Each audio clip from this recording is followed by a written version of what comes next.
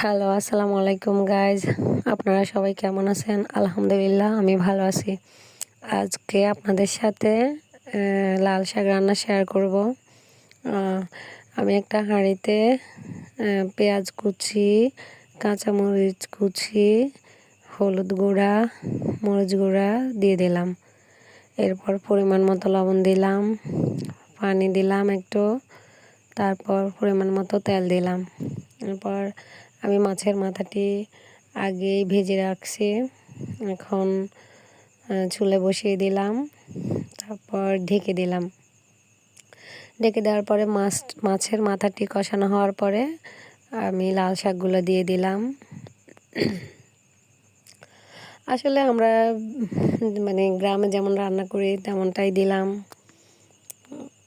আপনারা আসলে অনেকজন অনেকভাবে রান্না করতে পারে, আমি যেমন রান্না করি তেমনই দিলাম।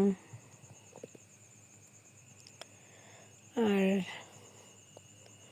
এরপর কিছুক্ষণ শাকগুলো রান্না হইতে কিছুক্ষণ সময় লাগবে।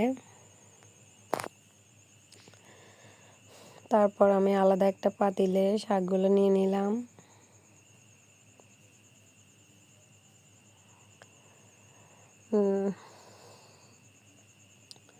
নেওয়ার পরে গরম তেল দিলাম, তেল মারলাম যেন শাকটি আর একটু খেতে মজা লাগে। আপনারা তেল না মারলেও পারেন, আপনারা আপনাদের মতো রান্না করতে পারেন, কাঁচা তেল দিয়েও রান্না করতে পারেন শুধু।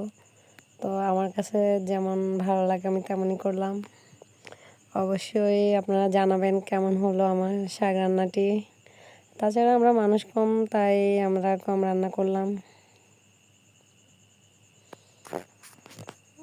ধন্যবাদ আপনাদেরকে।